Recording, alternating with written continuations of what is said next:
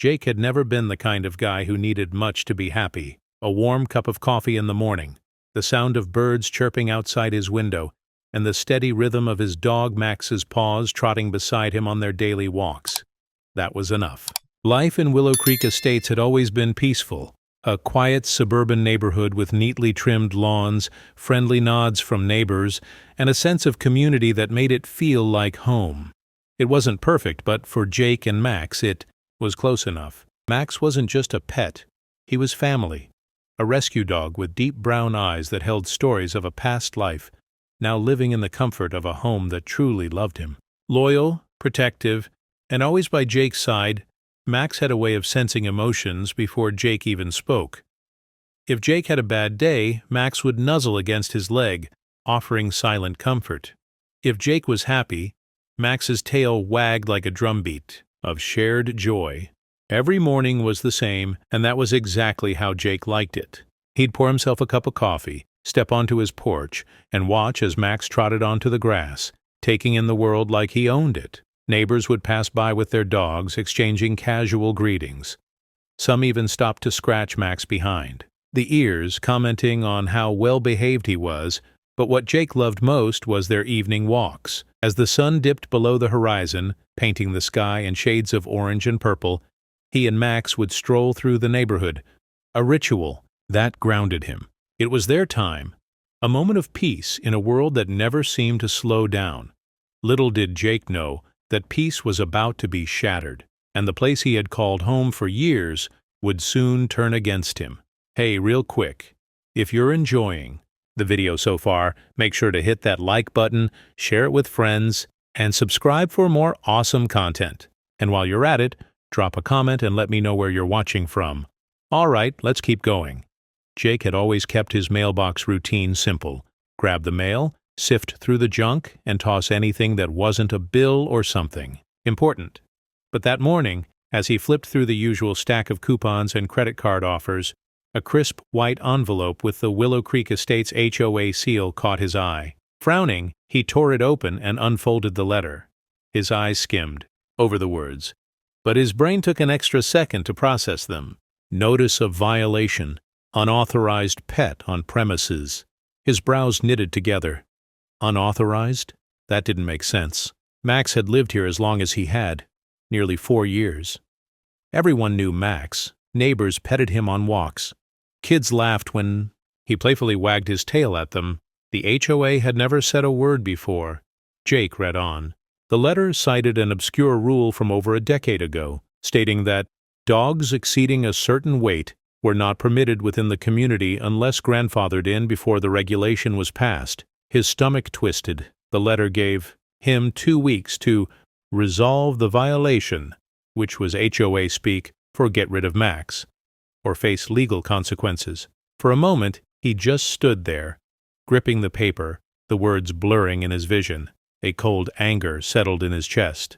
Max? A violation? Jake shook his head and let out a dry laugh, more in disbelief than amusement. This had to be some kind of mistake. He stalked back inside, tossing the letter onto the kitchen counter. Max, sensing his shift in mood, padded over, tilting his head, as if to ask what was wrong. Jake knelt down, running a hand through Max's fur. "They think you're a problem, buddy," he muttered, "but they don't know who they're dealing with." By the time night fell, Jake's kitchen table was covered in HOA documents. He had spent hours scouring the community website, digging through old rules and amendments, trying to make sense of the ridiculous claim. Most of the bylaws were standard rules about lawn maintenance, parking regulations, exterior home aesthetics. But buried in a section labeled Animal Restrictions, he found the clause mentioned in the letter. His jaw clenched. The wording was vague at best and selectively enforced at worst. The rule prohibited dogs over 50 pounds unless approved before the policy was enacted, but no list of pre-approved pets existed. That meant the HOA could choose who the rule applied to, and suddenly things started clicking into place. Jake had seen plenty of large dogs in the neighborhood, retrievers, huskies, even a Great Dane down the street. No one had ever mentioned this rule before, so why now? Why Max? Something about this didn't sit right. Jake grabbed his phone and pulled up his neighborhood's online forum. If the HOA wanted a fight, they were about to get one. Jake didn't waste time. The next morning he marched straight to the HOA office, the crumpled violation letter in hand. He wasn't the type to pick fights, but when someone messed with Max, they messed with him. The HOA office was as cold and impersonal as he expected. Stiff chairs, beige walls, and a front desk receptionist who barely looked up from her computer when he walked in. Behind her, a small plaque read, Homeowners Association President. Richard Collins. Jake exhaled sharply. He had heard the name before. Collins was the kind of guy who thrived on control. He was the enforcer, the one who sent passive-aggressive emails about grass being half an inch too long or Christmas lights staying up a day past New Year's. But Jake had never dealt with him directly. Until now. The receptionist barely concealed her boredom as she gestured toward a door at the back. "He's expecting you." Jake stepped inside.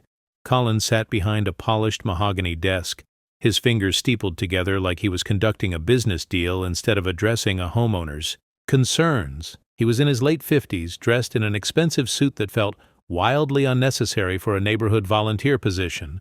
His expression was unreadable, but the air of superiority was suffocating. "Mr. Thompson," Collins greeted, his voice smooth but laced with condescension. "I assume you're here about the violation notice?" Jake didn't bother sitting. He dropped the letter onto Collins's desk. "Yeah, I am. And I'd love to hear why, after 4 years, Max is suddenly a problem." Collins barely glanced at the paper as if it were beneath him. "It's not sudden. The rule has been in place for quite some time. You're simply now being asked to comply." Jake crossed his arms. "That's funny, because I've seen plenty of dogs bigger than Max in this neighborhood, and I don't recall them getting notices." Collins' lips twitched in something resembling a smirk. "The board has been reviewing compliance more closely. It's nothing personal."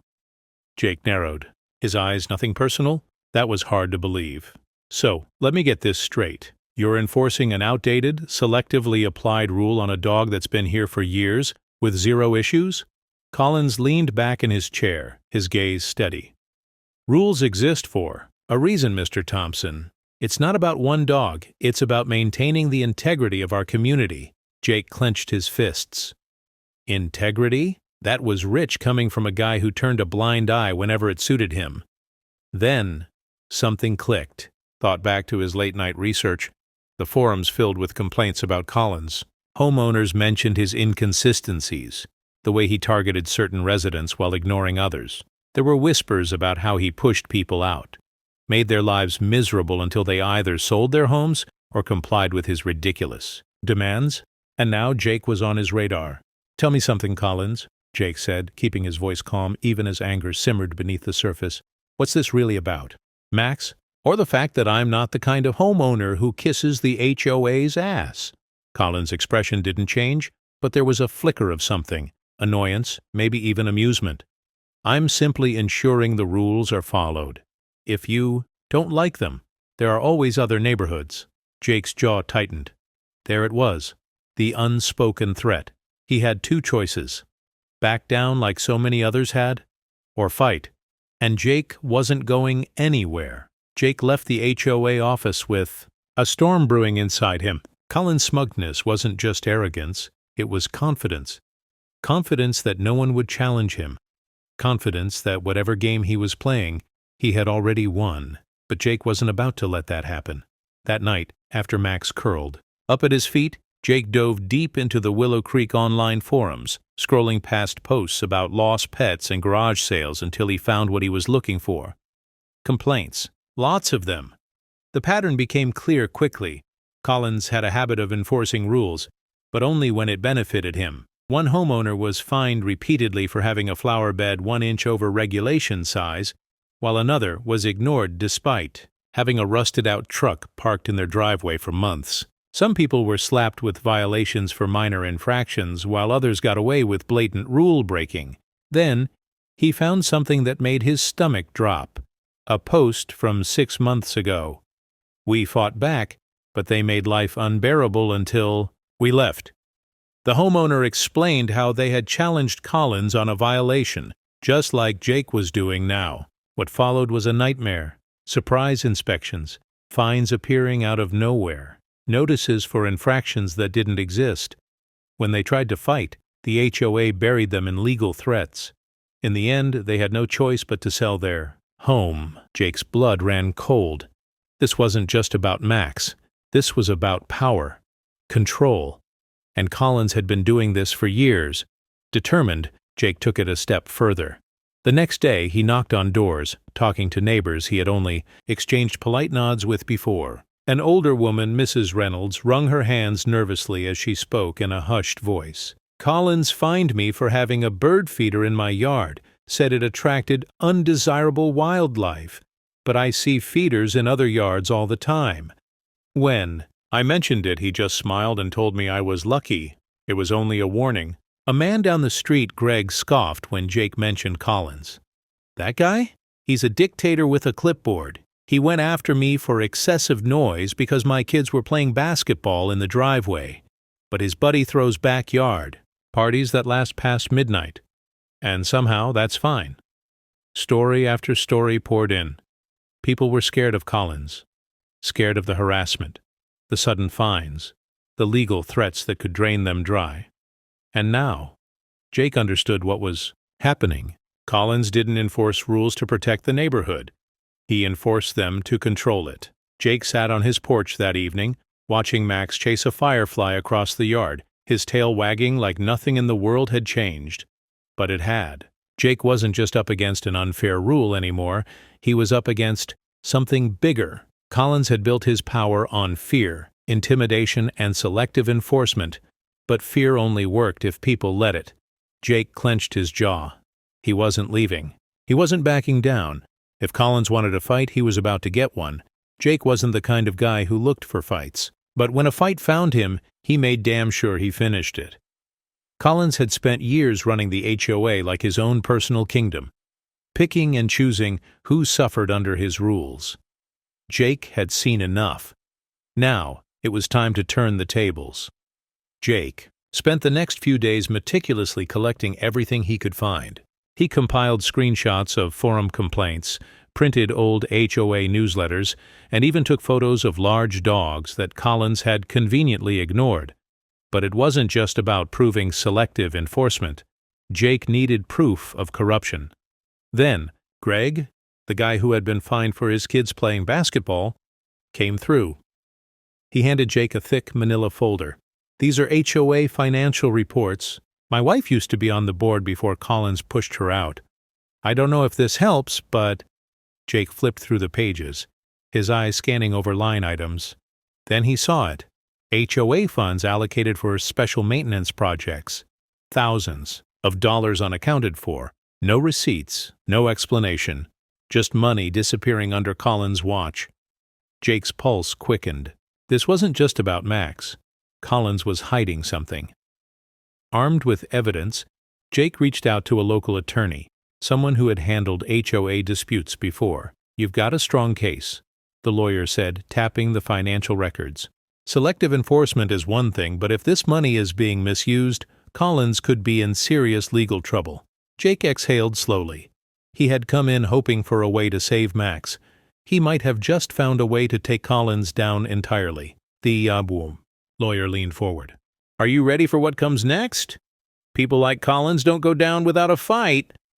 Jake clenched his fists. Let him come. The next HOA meeting was packed. Word had spread. Neighbors whispered in hushed tones, some looking nervous, others hopeful. Collins sat at the front of the room, wearing his usual smug expression. But when he saw Jake, his smile faltered for just a second. Jake walked straight to the microphone. I have a few questions about how our HOA enforces its rules. Collins' smirk returned. Rules are in place to maintain the integrity of our neighborhood, Mr. Thompson. If you have a complaint, you can file it through proper channels. Jake ignored him and held up a stack of papers. Then maybe you can explain why some rules only apply to certain people, and why there's a pattern of targeting homeowners who speak out. Murmurs rippled through the crowd. Collins sat up, straighter. That's an outrageous accusation. Jake flipped to another page. Is it?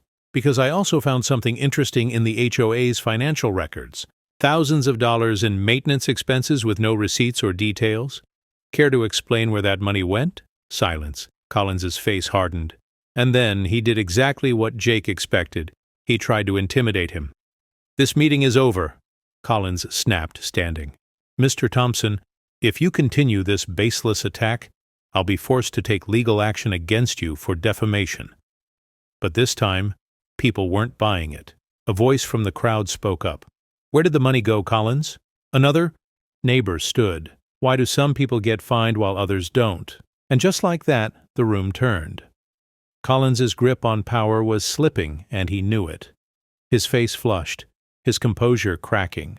He opened his mouth to fire back, but for the first time, he didn't have control. Jake stared him down, his voice steady. "You're done, Collins. And this time, you're the one who's going to pay." The HOA meeting was more crowded than ever. Word had spread. Neighbors who had once stayed silent now packed into the small community center, their voices a low murmur of anticipation. Some came for the drama. Others came for justice. Jake sat near the front, gripping the folder of documents that could end Collins' reign for good. He had spent days preparing for this moment, gathering evidence, speaking to neighbors, and ensuring every piece of information was airtight. Tonight, everything was on the line. Collins, however, looked as smug as ever, seated in his usual spot at the head of the room. His suit was crisp, his expression calm, as if he had already decided the outcome. The meeting kicked off with the usual formalities, but Jake barely heard them. His pulse pounded in his ears as he waited for the open-floor discussion. Then, finally, "Any new business?" Jake shot up from his chair. "Yeah, I have something." All eyes turned to him. Collins sighed dramatically, leaning back. "Ah, Mr. Thompson, here to discuss your violation again?" Jake's jaw tightened. "I'm here to discuss your violations." A ripple of murmurs spread through the crowd. Collins' smirk twitched. Jake stepped forward, holding up his folder. "Over the past week, I've spoken to dozens of homeowners. Many have been unfairly fined, harassed, or pressured into compliance with rules that, get this, aren't even applied to everyone." A few heads nodded. People started whispering. Collins chuckled, shaking his head. "This is ridiculous. The rules are clearly written. If some residents refuse to follow them, that's not my problem." Jake narrowed his eyes. "Really? Then why are some people fined for minor things while others, your friends, get to break the rules without consequences?" Collins waved him off. "That's a misinterpretation of how enforcement works. If you read the bylaws—" "Oh, I did," Jake interrupted, his voice sharper now. "I read every single one, and I found something interesting." Collins' expression flickered, but he kept his cool. "Enlighten us, then." Jake pulled out a highlighted document. "According to the HOA charter, any new rule or amendment must be voted on by at least 75% of homeowners. But I looked into the so-called weight restriction rule for dogs." He paused for effect, then held up another paper. There was never a vote. Gasps filled the room. Collins shifted slightly in his chair. Jake pressed forward. "That rule? It's not legally enforceable," Collins scoffed. "That's absurd. Of course it was voted on." Jake flipped the page around, showing the blank records. "Then where's the proof?" For the first time that night, Collins looked uncertain. He hadn't expected this. Neighbors started speaking up. "He's right. I don't remember voting on that." "Me neither." "How many other rules did you make up, Collins?" Collins held up his hands. "Let's all calm down. This is a misunderstanding." Jake took another step forward. "No, what's a misunderstanding is how you've been running this HOA like your personal dictatorship. But that ends tonight." Collins's face darkened. "Enough. This meeting is over." But no one moved. A woman in the back stood up. "I motion to vote on the removal of Richard Collins as HOA president." The room erupted. Cheers, shouts. Some were hesitant, others furious. But it was clear. Collins had lost control. Jake folded his arms. Checkmate. Collins had spent years playing the game, twisting rules and wielding his power like a weapon. But tonight, he was losing. The room was still buzzing from the call to remove him as HOA president. Collins, usually calm and in control, was visibly rattled. His grip tightened on the armrests of his chair as he tried to regain his authority. "This is completely out of line," he snapped. "I have done nothing wrong, and I refuse to be ambushed by baseless accusations." Jake, standing tall, wasn't finished. He reached into his folder and pulled out the final piece of evidence. "You're right about one thing, Collins," Jake said, voice steady. "This isn't just about unfair rules. It's about corruption." Jake took a deep breath and addressed the room. "We all know Collins enforces rules selectively, but what you don't know is that he's been profiting from it." The whispers grew louder. Collins scoffed. "That's ridiculous." Jake smirked. "Is it? Because I went through the HOA's financial reports. You remember those special maintenance fees you charged some homeowners?" He held up a printed document. "Turns out those payments went straight to a company called RC Management Solutions." Collins's face paled. Jake flipped to another page. "And guess who owns RC Management Solutions?"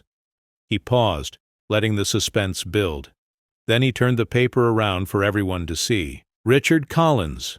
The room exploded. Before Collins could recover, a voice from the back of the wide room cut through the noise. "I can confirm that." Everyone turned as an older man in a brown blazer stepped forward. Mr. Davidson, the former HOA treasurer. Collins looked like he'd seen a ghost. "Davidson?" Davidson ignored him and addressed the crowd. "I was on the HOA board before Collins pushed me out. I tried to raise concerns about the maintenance fees, but Collins shut me down. When I pushed harder, I got fined for failure to maintain my property. I had no choice but to step down." Gasps rippled through the crowd. Collins was finished. Jake turned back to the HOA members. "According to HOA bylaws, a president caught engaging in financial misconduct can be immediately removed." He smirked. "Which means, Collins, you don't even get a vote on this." Collins shot up from his chair, his face red with fury. "You can't do this!" But the crowd was already chanting, "Vote him out! Vote him out!" Collins' reign was over, and Jake had made sure of it. Collins had always believed he was untouchable. For years he had bent the rules, silenced opposition, and ruled the HOA like a tyrant. But now, standing before a room full of furious homeowners, he knew it was over. Official vote to remove him took less than 5 minutes. Unanimous. Collins sat stiffly, his jaw clenched, his face a mask of barely contained rage. He opened his mouth, maybe to argue, maybe to threaten. But no one was listening anymore. The board members handed him an official letter of removal, and just like that, the man who had tormented the community for years was done. Jake stood in the back, arms crossed, watching Collins gather his things. For the first time, the HOA president didn't look smug. He looked small. As Collins stormed out, a wave of relief washed over the room. Then, as if a dam had broken, people cheered. Some shook Jake's hand. Others hugged him. Mrs. Reynolds, the elderly woman Collins had harassed over a bird feeder, had tears in her eyes. "Thank you," she whispered, "for standing up when no one else could." With Collins gone, it didn't take long for the unfair dog rule to be overturned. The HOA board, now led by Davidson, the former treasurer, held a follow-up meeting and wiped it from the bylaws. Jake watched Max trot happily across his yard, completely unaware of the battle that had been fought for him. He crouched down, scratching behind Max's ears. "Looks like you're staying, buddy." Max licked his face in response, but this victory wasn't just about him or Max. It was about the entire neighborhood. For the first time in years, people weren't afraid of their own HOA. The neighborhood came together, organizing meetings, reviewing policies, making sure no one person could ever hold too much power again. Jake had only wanted to save his dog. Instead, he had helped free an entire community. As he walked Max down the street that evening, neighbors waved, smiled, talked like they weren't strangers anymore. The fear was gone, justice had been served, and peace had finally returned to Willow Creek Estates. If you enjoyed this video and want to see the next part, let me know in the comments. Don't forget to like, share, and subscribe to stay updated. See you in the next one. Your support means the world.